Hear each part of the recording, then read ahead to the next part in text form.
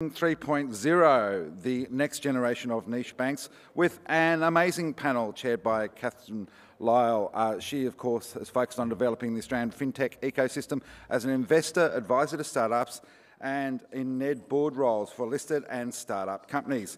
Her career has spanned over 30 years in global capital markets, and an amazing one along the way. I think we were reminiscing about the early days of the Maryvale hotels and banking lunches last night.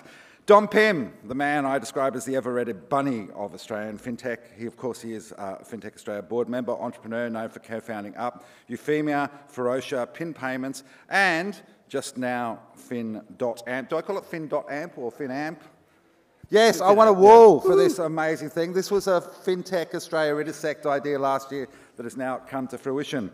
Simon Beats is the CEO of Alex Bank. He has 20 plus years of experience in retail and business banking across startups, banking, finance and technology. He's worked with leading institutions including Suncorp, where he established the Innovation Lab function to rapidly implement new customer propositions. And finally, Peter Piper, who is the CEO of Avenue Bank, which is the first and only Australian bank to specialise in bank guarantees. She's taken the bank from ideation through to a full banking licence and now market launch. Absolutely epic, absolutely awesome. Prior to Avenue, Peter's focus was on creating digital products and businesses, and she has 25 years of experience in building, launching and maturing startups. I love the fact that you all started when you were 5 years old. So over to you, Kath. Have a great time. Banking 3.0. Thanks, Simon. And it's Kathy, not Kath. We've got a panel of bank CEOs here. If you can imagine, this was the big four CEOs, how packed this room was be, but I doubt you would hear anything new if they were here. This time, however, we've got our neobanks who are breaking ground everywhere. We're going to cover three key areas: technology, customers, and niche banking. And you're not going to hear much from me at all, but yesterday we saw the AMP Bank Starling Engine team up here talking about it, and fairly genius move probably from Starling Bank to monetise all the investment in the technology and creating a kind of bank in the box, if you like.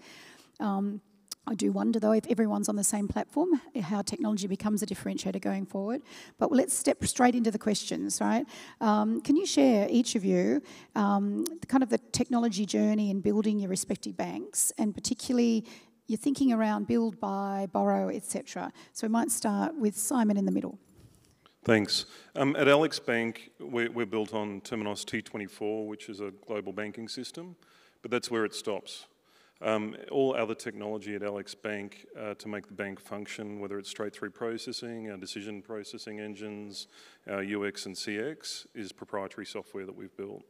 The reason I wanted to do that is, in part, I'm a bit of a control freak, but also I wanted to be able to respond quickly and do what we needed to do. And people that have heard me speak before, and I'm not just saying it because it's beside me, but I remember Dom standing on stage in Sydney probably 6 years ago showing us all how an API worked, which I frankly didn't care about, other than I wanted my guys to make one of them too, but we were able to respond to that. So, recently we announced a partnership with Qantas, and we're the only partner with Qantas that actually does full API backwards and forwards. And that's the benefit of us building that tech in-house. We, of course, use other partners, and some of them are here today, whether it's through through ID verification or bank feeds or whatever else. So we sort of think about what's really important for us to own from a competitive advantage point of view and respond to the market versus what may change and evolve, and how do we get the best of what's in the market at that time, and then what doesn't really matter, it's just, consumption. So we think of Terminos as a ledger, and it does what it does. Tom? Hey, whew. Well done. So we coined the phrase before we launched Up, technology-led banking. And the reason is that we thought that we could disrupt better as a startup, as a fintech, by delivering technology that's far better than any bank we've ever seen in the world, let alone Australia.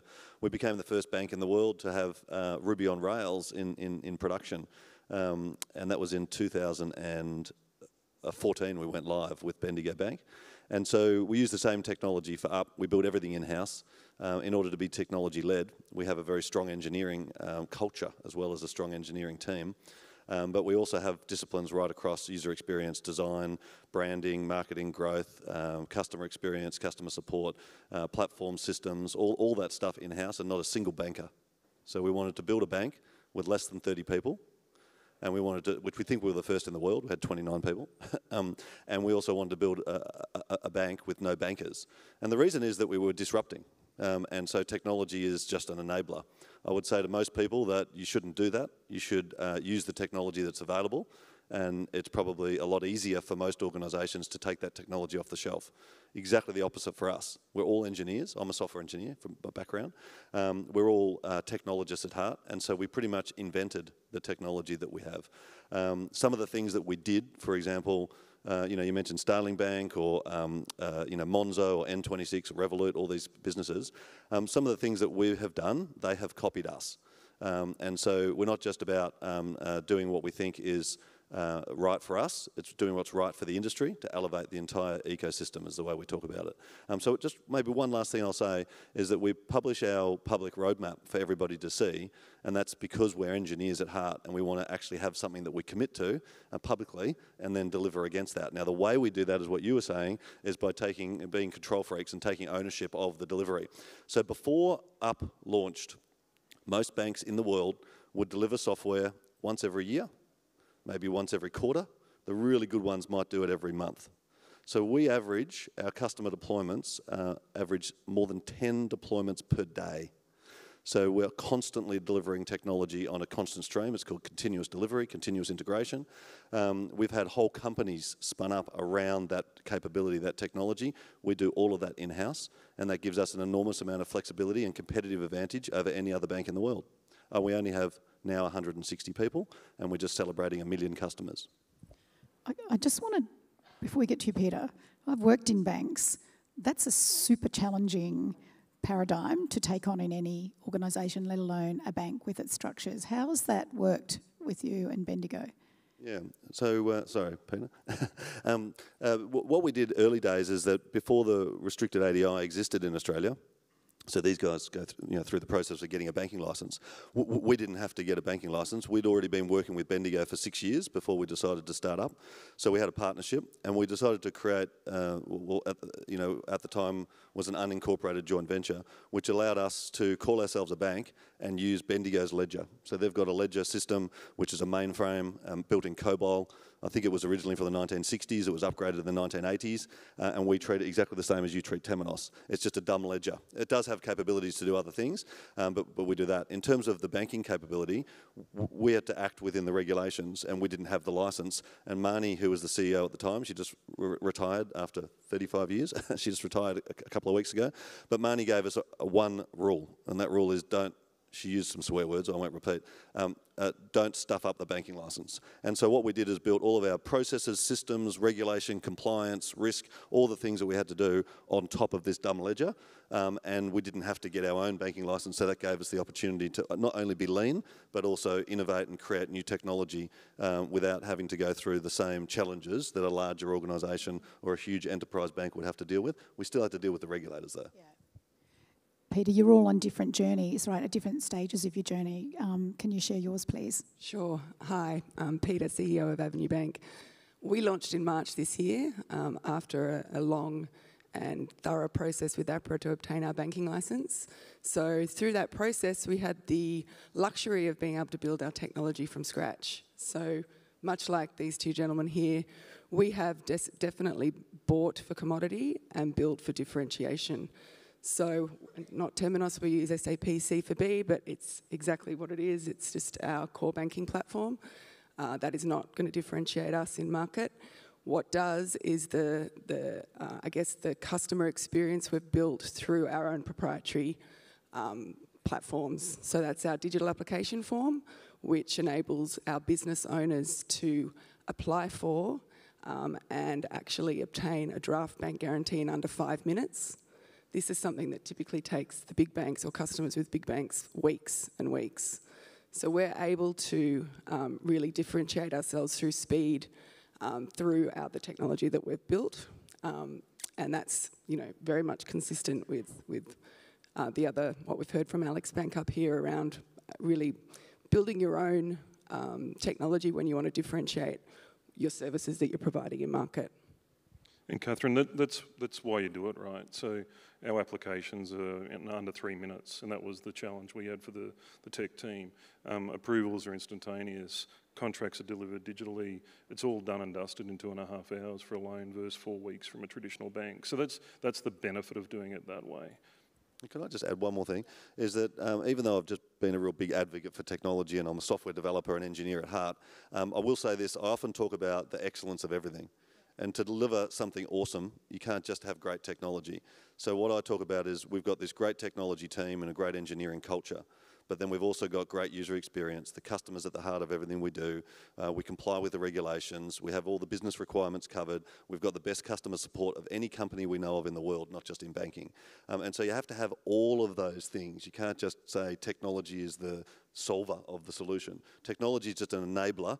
It does give us a competitive advantage, obviously for all of us, but it's not the answer. You know, you need to have more than just technology. You need to have the excellence of everything. And I think this is a nice segue because you're all just talking about your why you're doing this, right? We've all got used to incredible technology we carry around our pocket. The service levels there, often bespoke for you. AI is really supporting that, especially from the mainstream retail or SME perspective. So your why, the customers and who you've chosen for service or on the journey to service, it'd be really good to understand who they are, how that's growing, how technology's in. But you've talked a bit about the technology, but why these customers? Because also, if you're in a standard bank, your traditional bank, retail accounts aren't really your bread and butter. It's so you've got to start somewhere. But where are you looking going forward? Where are you going to be bespoking, if you like, for the customers, and what does that look like? So I might start with you, Peter. Yep. Yeah. So Avenue's quite unique in the product that we offer to the market. So we're the first and only bank to issue or to specialise in bank guarantees, and that's initially targeting bank guarantees required for businesses that are taking out a commercial lease across all three asset classes, be it an industrial lease, a retail lease, an office lease. So it's very niche.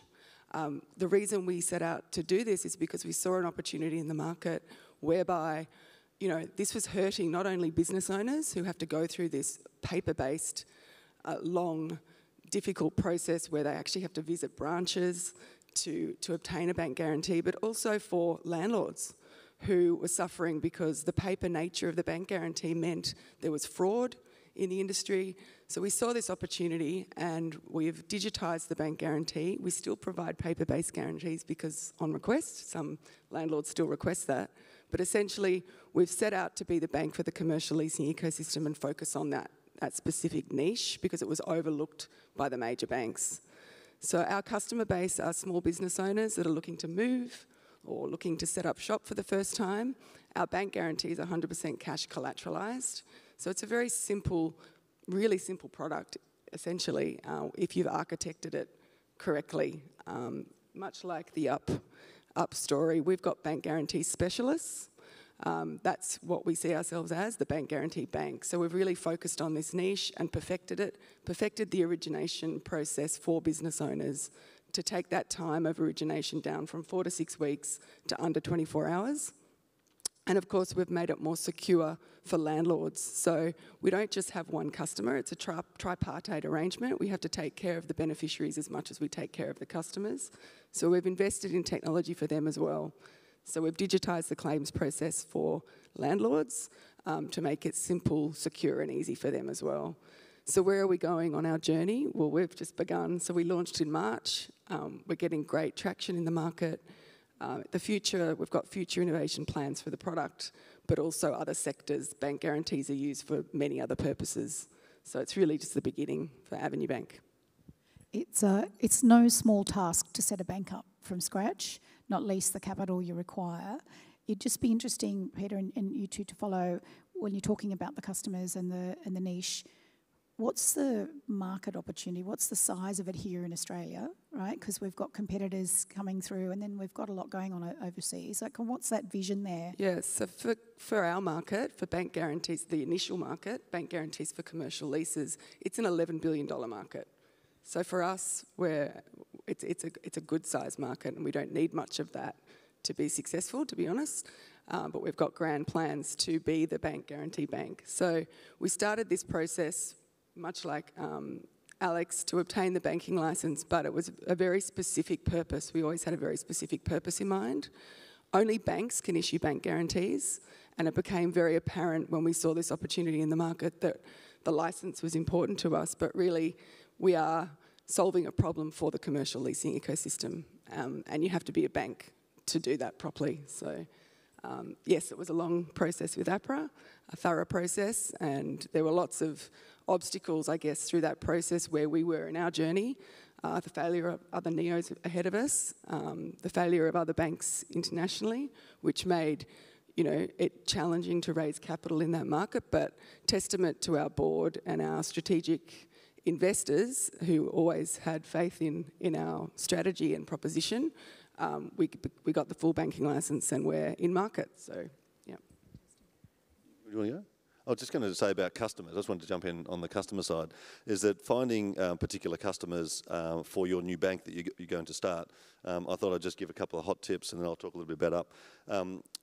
In my view of the market, bank guarantees is an awesome place to start because it's overlooked by the big banks, right? But there are other areas. So in Australia, we don't have a wholesale bank. So if anyone wants to start a wholesale bank, there's an opportunity in market today. SMEs are typically, SMBs are typically overlooked by the big banks and mostly where fintechs play, but the big fintechs like Zella and Square and Stripe and these guys, they're targeting those big merchants, those big SMEs. So you could create an SME bank, for example. And then also in the payment space, like in the card processing, real-time payments, there's at least 4 companies here today that I know have already started in the last few years that are targeting that space. So there's 3 awesome opportunities. Now, just to customer, what I wanted to say is that, I don't know if anyone remembers the old movie Tron, but there's a new version, Tron Legacy.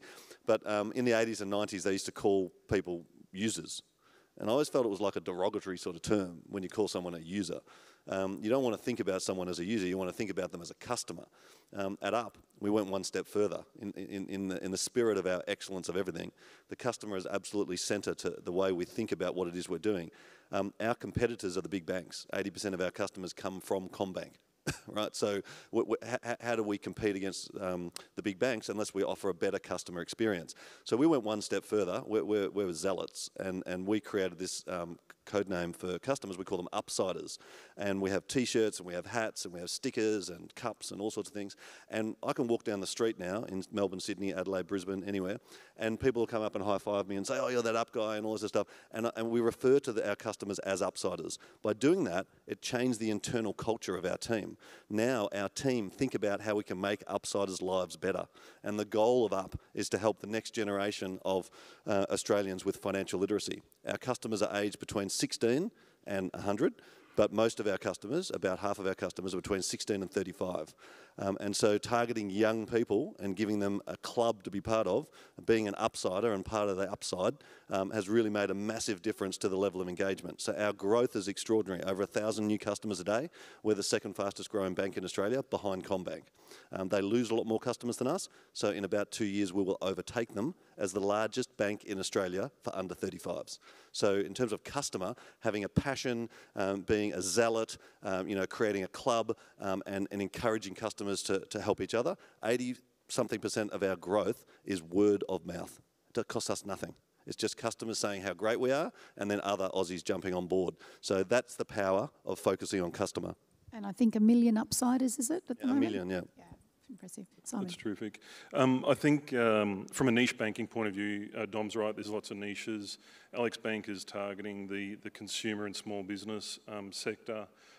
We today offer term deposits, a way of funding. That's a niche, right? There's over $4 trillion of deposits in this country, and there's plenty of opportunity to pull deposits through. That means our average deposit size is $120,000 instead of standing on the street with a sandwich board trying to get $50,000 deposits.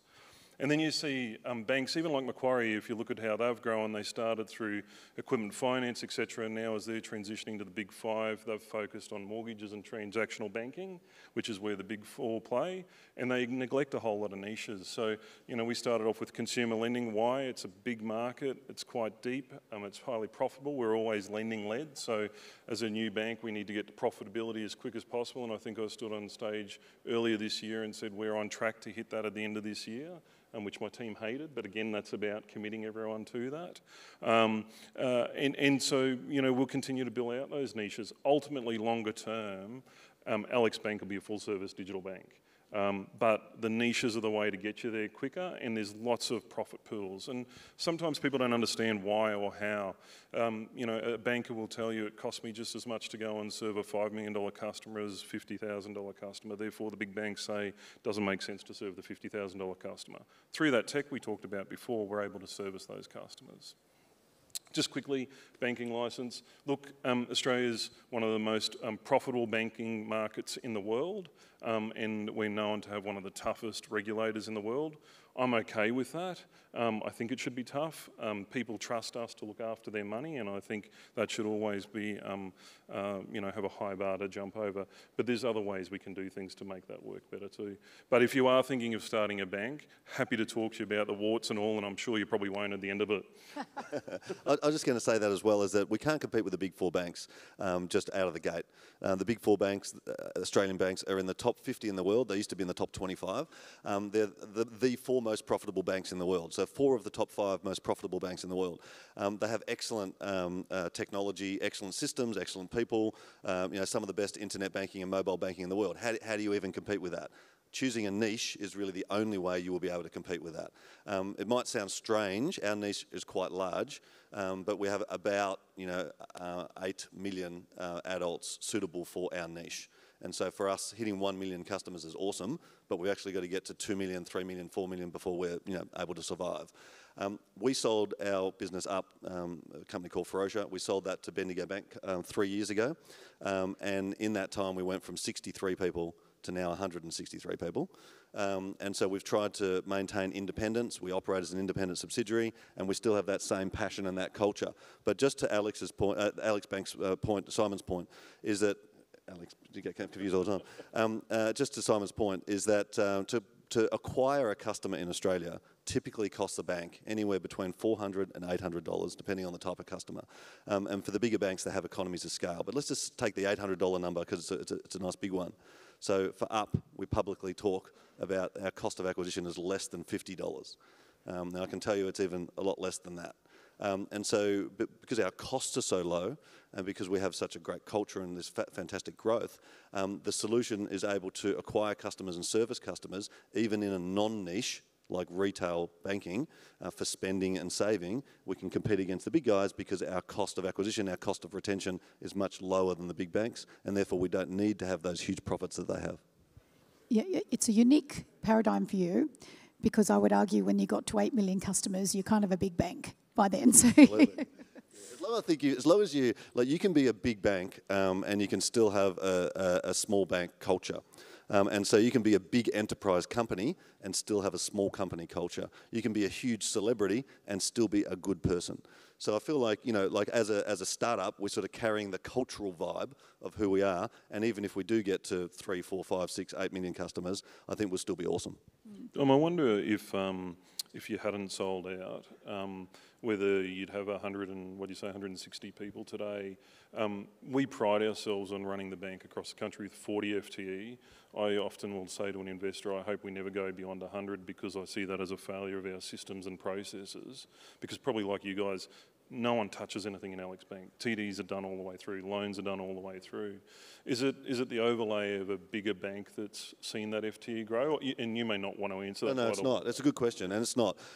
We have 54 people in our customer support team, because Up does, we do human-to-human customer support. So we don't have a call centre. It's all done through the app, and every single message that gets sent to us, we reply to it with a human. And our goal was to have 1 human per 30,000 customers, and we're sitting at about 1 per 16,000, 17,000 customers today. That's extraordinary, by the way, for any company, let alone a bank. And so for us, half of our, or about a third of our staff are just customer support staff. And that is difficult to scale. Most of the big banks in Australia will have thousands of customer support staff, and if you take Monzo, they have about 2,500. They've got 10 times as many customers, so we're doing a lot better than them in terms of customer ratio.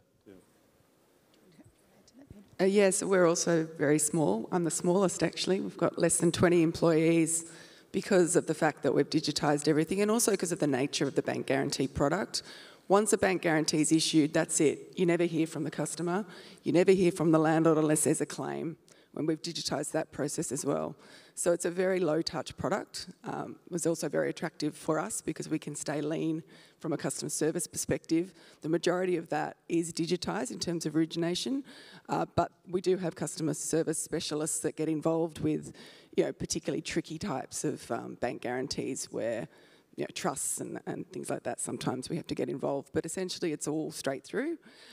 So we're small, we're lean. I also don't want to grow that much more in terms of employees, but certainly want to grow our balance sheet and our not so much customer numbers, but bank guarantee numbers, because we've seen that everybody that comes to us and gets a bank guarantee comes back for their second and their third, and we're up to we've issued one business with 5 bank guarantees, so that shows you the sort of level of service we provide. Our NPS is north of 80, which is also unheard of from a bank or other businesses as well. So, yeah. And it's harder to imagine Up as a niche now, but if you think back to where we began, when we started, we were servicing young people. Other banks don't really care about young people. Our view is like a 100-year plan. If you can service young people when they're 16, even younger, 14, 12, but it's a lot harder to KYC people under 16 because they don't have a driver's license, that sort of stuff. You've got to get a letter from their principal and their birth certificate and that sort of thing. So for a digital bank, we're digital only, 16 was the right place to start. We might lower that in the future. But servicing young people, in 10 years from now, the deposits will be fine. We make, by the way, most of our money from deposits right now because of the current economic climate. I won't go into it now, but that was quite a niche for us. How do you make money from deposits from young people? Because most young people don't have many deposits.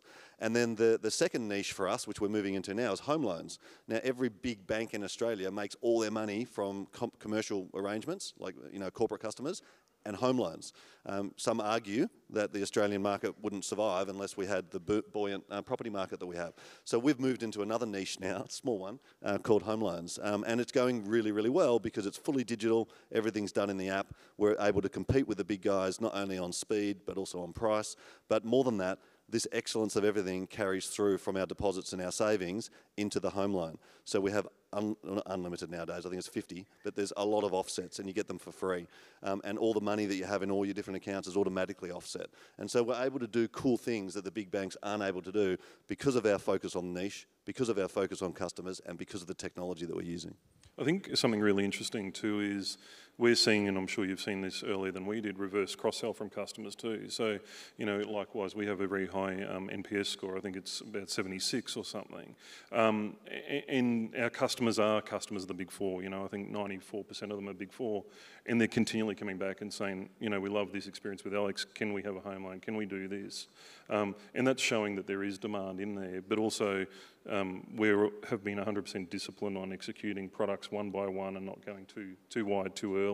But the niches are there and certainly available for anyone in this room. Yeah, and you can grow a niche to be more significant. So when we started, we got 30,000 customers in the first 4 months, and then we got 100,000 customers in the first 6.5 months. That's the fastest growing digital bank in the world per capita. And so we're pretty excited about that. We've been overtaken by many others now. This is going back 6 years ago.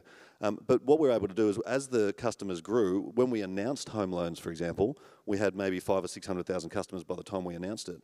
And we got something like 50 or 60,000 expressions of interest from customers. Now, that would be one of the largest home loan funnels in Australia. That's bigger than the entire broking network.